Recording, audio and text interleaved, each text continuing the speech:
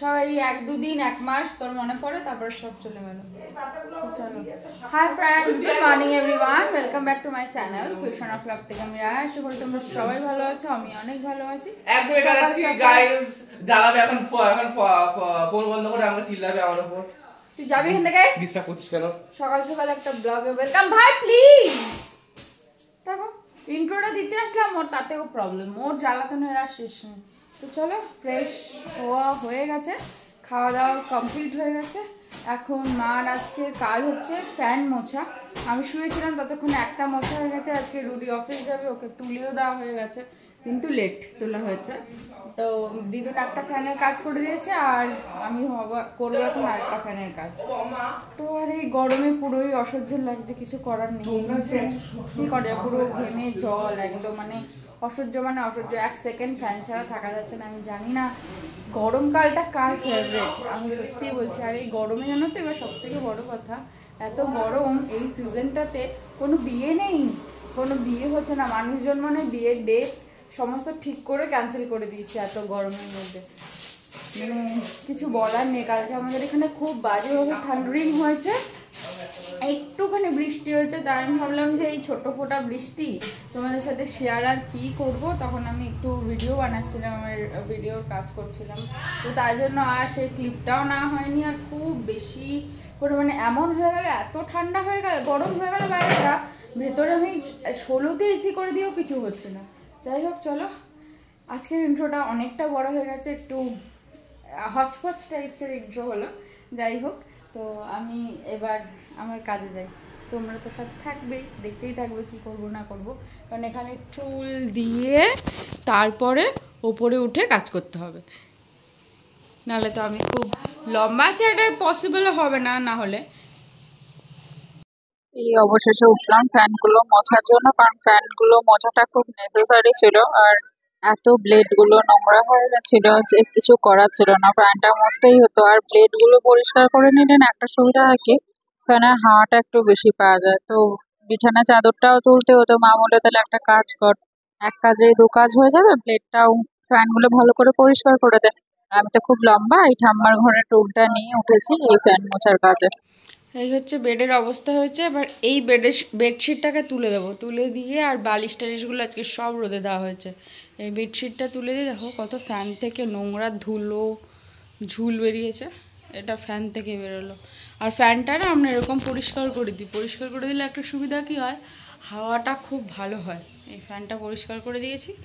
আর আমার অবস্থা তো এই ফ্যান পরিষ্কার করতে গিয়ে পুরো নাজেহাল, পুরো গায়ে প্যান্টে নোংরা লেগে, গায়ে হাত পায়ে পুরো কালি ঝুলি লেগে একদম একাকার অবস্থা হয়েছে। আর মুখের অবস্থা দেখো, গরমে এক সেকেন্ডও থাকার উপায় নেই।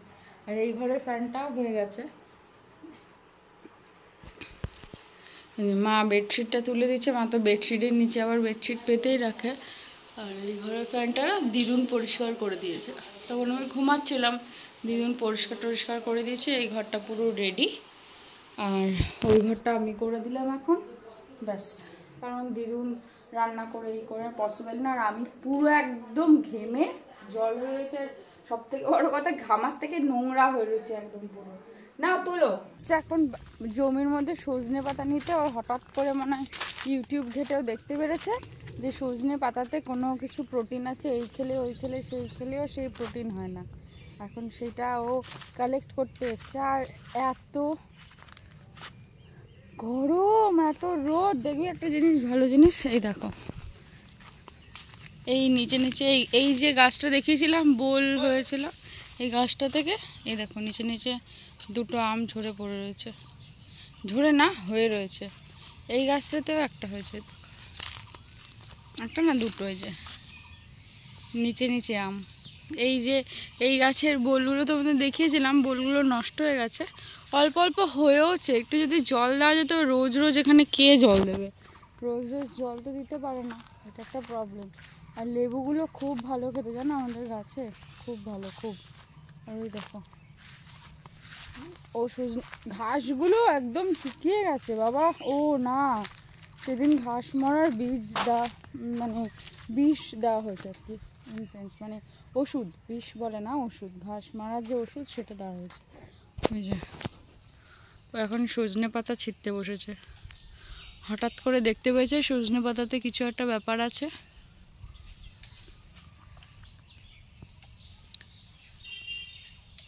মাথায় ভূত ভীমরতি চাপলে যা হয় ওর হচ্ছে সেটা।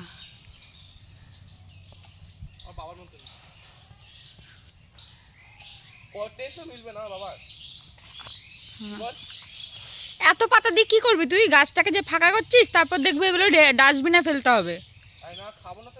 কি করবি? শুকিয়ে তুই কি করবি? পাউডার বানাবি? পাউডার বানিয়ে স্নান করবি না মুখে মাখবি? তুই গরু, তোর ওই দুদিন এসব হুজু কোটে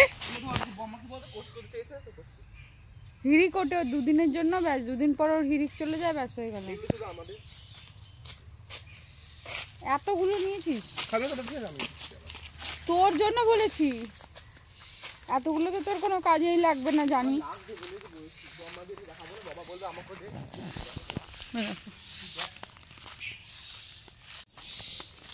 লতা পাতা নিয়ে যাচ্ছে কেমন করে। বাইরে রোদটা জানা, রোদটাতে পুরো একদম পুড়ে যাচ্ছি বাবা রে।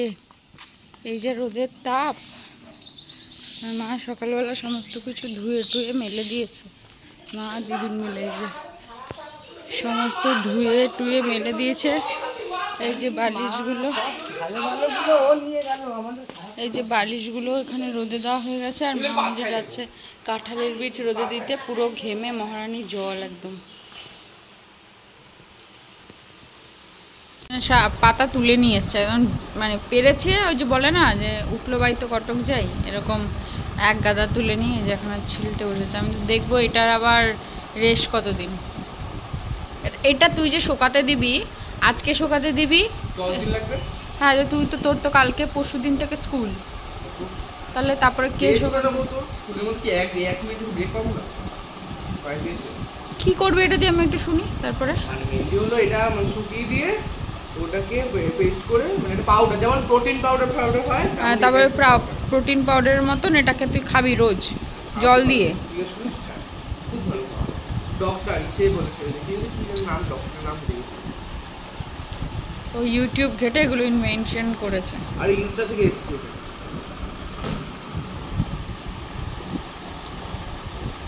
কি খাবি? এখন বসে বসে এগুলো ছুলবে। এত এগুলোকে পাতাগুলোকে অল্প অল্প করে ছোল, একটু পেশেন্স রাখ, জীবনে পেশেন্স নেই কোনো কিছু। প্রথমগুলোতে একটা একটা করে ছুললো, তারপরে এখন ধরে টেনে ছিঁড়ে ফেলছে। ডাঁটগুলোও খাবি? হ্যাঁ, সব তো ওখানে দেখ গোবর সার আছে, ওটাও প্রোটিন, ওটাও খেয়ে নে। দেখিস না আমাদের বানানো গোবর সার বাড়ির, ওটাও খেয়ে নে, অসুবিধা কি আছে? আমার গোবর, আমার কি গোবর হয় নাকি?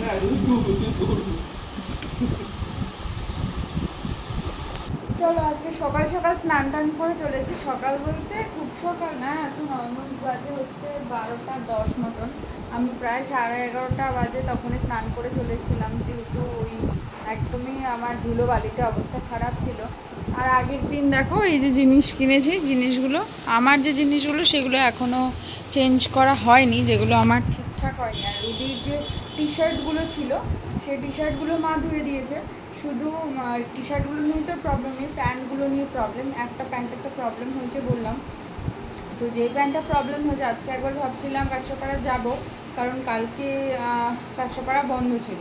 তো আজকে যেহেতু ফ্রাইডে আছে, খোলা আছে, তো কাঁচরাপাড়া যাবো। আমার ব্লাউজটাও বানাতে দেওয়া হয়নি, সেটাও বানাবো, কারণ মা বলছিল কোনো একটা টেইলরের থেকে বানাতে, তো সেই জন্য সেখানে যাব। আর আমার ব্লাউজ রুডির এগুলো একটু চেঞ্জ করবো। তারপরে একটা ড্রেস একটু ডিফারেন্ট আমার মনে হলো, সেই ড্রেসটা একটু চেঞ্জ করার আছে। কিছু কিছু জিনিস আমার একটু চেঞ্জ করার আছে। আর রুডির ওই যেটা গ্রিনিশ প্যান্ট, সেই প্যান্টটা চেঞ্জ করে 34 আনবো, কারণ 34 নিয়ে আসাটাই বেটার, কারণ 32 ওর হবে না। 34টা নিয়ে আসবো, আর কটন তো একটু চেপে যাবে।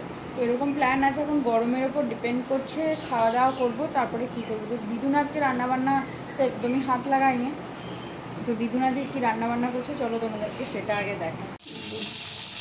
আজকে আবার ফাটাফাটির মাছ নিয়ে এসছে। আজকে আমাদের বাড়ি রান্না হচ্ছে বোয়াল মাছ। এটা কি করেছেন? শুধু তেল? সত্যি সত্যি কি সেটা হয়? হ্যাঁ, পুটপাট বোয়াল মাছ ফাটবে এই যতই যাই হোক না কেন। আর এখানে ওই বোয়াল মাছের জন্য পেঁয়াজ আর টমেটো কাটা রয়েছে, আর মানে মশলাও পেস্ট করা হয়ে গেছে দিদুনের। আজকে কি কি রান্না হয়েছে দিদুন? আর হচ্ছে সব দিয়ে সবজি দিয়ে ডাল, আর দিদুন আছে, আর শাক ভাজা, সব শাক। আর এটা কি করলা ভাজা না কি করছিল যেন গোল গোল মতন? ও কাঁকরোল ভাজা। ও কাঁকরোল ভাজা হচ্ছিল। এই মাছ খুব ফটে খুব। আজকে আমি এই সিনে নেই কারণ আমার স্নান হয়ে গেছে। আজকে আর আমি এখানে নেই, রান্নাঘরে নেই, বসে বসে ল্যাপ খাচ্ছে। আজকে আমার কোনো কাজ নেই। আর বিকেলে তো বললাম কাজটা করা যাবো, দেখা যাক। এরকমই কিছু প্রি প্ল্যানিং করে রেখেছি, এখন জানি না। তারপরে বেরোলে বুঝতে পারবো আদৌ যাবো কিনা। মানে গরমটা একটু কমলে, গরম তো কমবে না, বিকেল হলে বুঝতে পারবো যাবো কিনা। কিন্তু যেতে তো হবেই, কারণ জিনিসগুলো চেঞ্জ করার আছে, তাই জন্য দেখা যাক। আর মা আজকে জানো তো এত দেরি হয়ে গেছে, এখনও পুজো দিতে যায়নি। প্রায় 12টা 15 মতো বাজে, এখনও যায়নি। মানে এই আমাদের সমস্ত ফুল টুল সব রেডি, যে ফুল এখানে তুলসী পাতা থেকে শুরু করে জলটা তো বাবাই তুলে রাখে, সেটা তো জানোই। অ্যাকচুয়ালি প্রবলেমটা হয়েছে কি, আজকে বেলপাতা তোলা হয়নি, তাই জন্য মা গেছে বেলপাতা আনার জন্য। কারণ বেলপাতা ছাড়া তো পুজো দেওয়া যাবে না, তাই জন্য বেলপাতা গাছ থেকে ছিঁড়তে গেছে। কারণ ঠিক আছে যাও, গরমের মধ্যে আমি আর বেরোতে পারছি না, এত রোদ বাইরে। রোদটা একটু বাইরে এখন হালকা কমেছে, কিন্তু গরম অতিরিক্ত, অতিরিক্ত মানে অতিরিক্ত। খিদে পেয়েছে, খুব বেশি খিদে পেয়েছে। এখন খাওয়া দাওয়া করবো, খাওয়া দাওয়া করে তারপরে এসে ব্লগটা আপলোড করবো। আজকে তাড়াতাড়ি খেতে বসবো, কারণ সকাল থেকে আমি সেরকম কিছু খাইনি, তাই জন্য আজকে যাবো খেতে। তো চলো, আজকে তো হয়েছে বোলা মাছ, বা দিদুনের জন্য ফ্যানটা আগে সেট করে দিই, তারপরে যাচ্ছি খেতে। এটা কি শাক? মাছটা দাও, মাছটা দাও। আর এটা হচ্ছে আমাদের আজকের মাছ। মাছটা দেখতেও হেবি সুন্দর হয়েছে। আজকেও মা তোমাকে বলেছে তুমি নাকি পচা মাছ এনেছো। আজকে আসলেই ঝামেলা হচ্ছিল, যেখান থেকে আমি বাঁচিয়ে দিয়েছি তোমাকে। সত্যি কথা বাঁচিয়ে দিয়েছি, জোর ঝামেলা করার জন্য রেডি হয়েছিল একদম। যেই ঝামেলাটা আমি নিয়ে নিয়েছি। দিদুন বলো সত্যি কথা কিনা? এই ঝগড়া লাগতে যেত, আমি সেখান থেকে তোমাকে সেভ করে দিয়েছি, তার জন্য আমাকে 100 টাকা দেবো আজকে। Yes, customer. আমাকে একটু তেলওয়ালা মাছ দিও মা প্লিজ।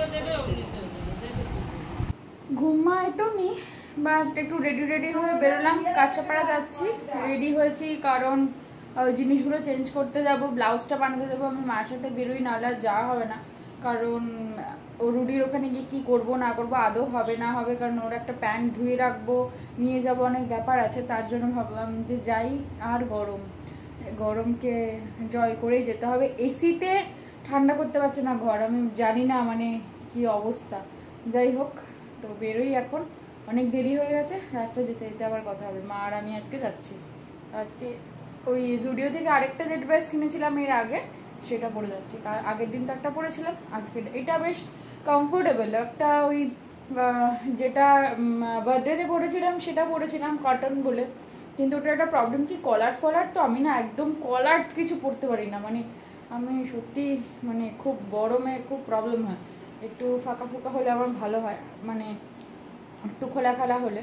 তো মাও বারণ করলে ওটা পরিস না। আর এটাও দেখলাম একটু ছোটো হাতা ঠিকঠাক আছে। আর আমি গরমকালে জিন্সটাকেও অ্যাভয়েড করি। ওই আমিও রুটির মতনই হয়ে গেছি। রুটি যেমন পরতে পারেন না, ট্রাউজার পরে, তেমন আমিও শর্ট পরতে ভালোবাসি। গরমকালটাতে মানে গরমকালটা ভগবান কেন আসে, সেটা হচ্ছে সব থেকে বড়ো কথা।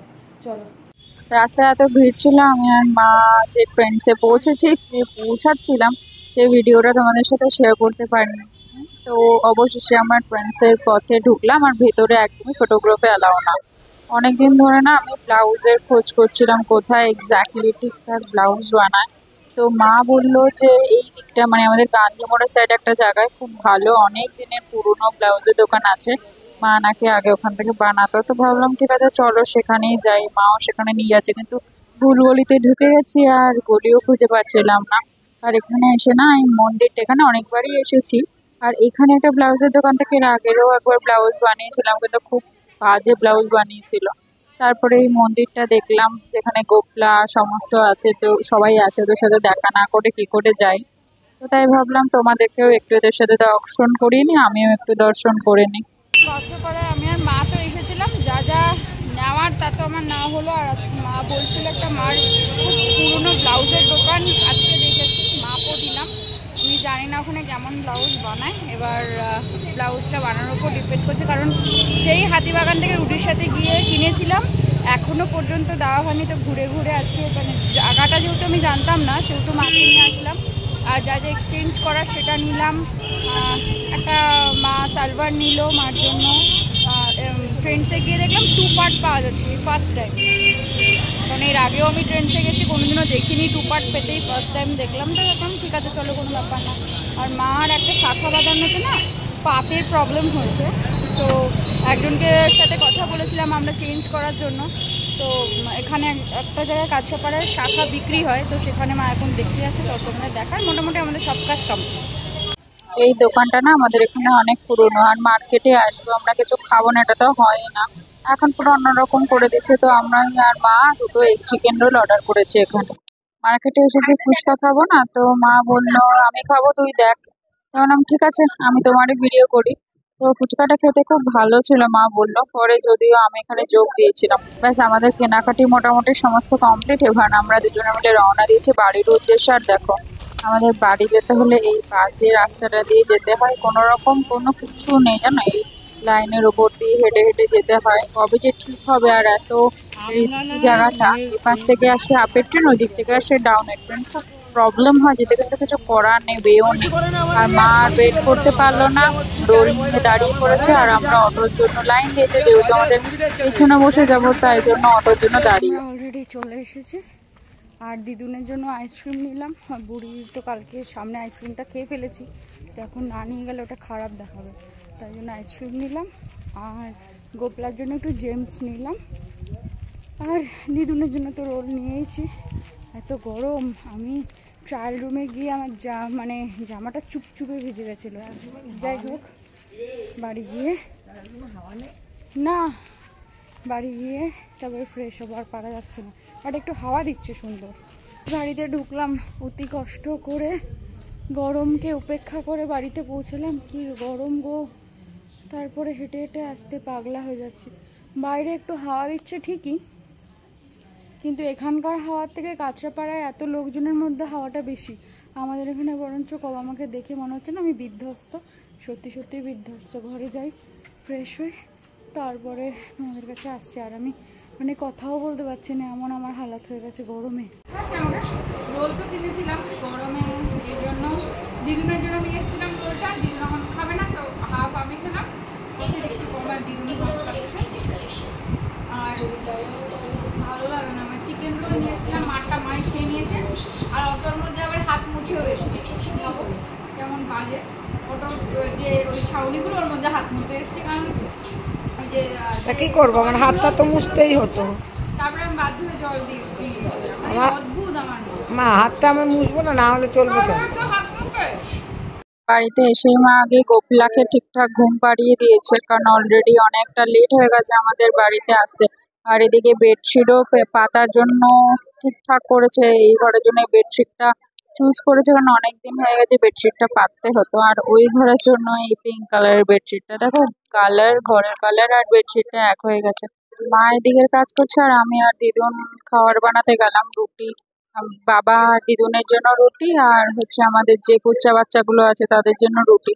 মাকে বললাম তুমি এদিকের কাজ করো, আমি দিদুন মিলে রুটি বেলি। আর একটা প্রবলেম কি জানো তো, এখন তো রুটি ওইভাবে সেকা হয় না, তাই জন্য আমি বেলতে মানে ভাজতে পারি না, তো মা ফুলে না রুটিগুলো। তো মাকে বললাম যে তাহলে দিদুনকে বললাম যে তুমি ভাজো আর আমি বেলে দিচ্ছি। তো সেইটাই কাজে লেগেছি। আজকে যেহেতু আমরা রোল খেয়েছি সেটা দেখেইছো, তাই জন্য আজকে খাওয়া দাওয়া একদমই অল্প একটু হবে, আর দুপুরে যে মাছ ছিল সেটা দিয়েই হবে। তো চলো রুটি বেলি, রাতে খাওয়া তৈরি করি। তোমরাও রাতের খাবার খেয়ে নাও, খেয়ে দিয়ে তাড়াতাড়ি ঘুমিয়ে পড়ো। তো আজকের মতন এখানেই শেষ করছি ভিডিওটা, আর বেশি বড় করব না ভিডিও। তোমরা ভালো থেকো, সুস্থ থেকো, সাবধানে থেকো, সবাইকে ভালো রেখো, সুস্থ রেখো, সাবধানে রেখো। আজকের মতো এখানেই শেষ করছি, কালকে আবার নতুন একটা ব্লগে তোমাদের সাথে দেখা হবে। তো চলো, good night, bye bye, tata, see you the next one, bye by.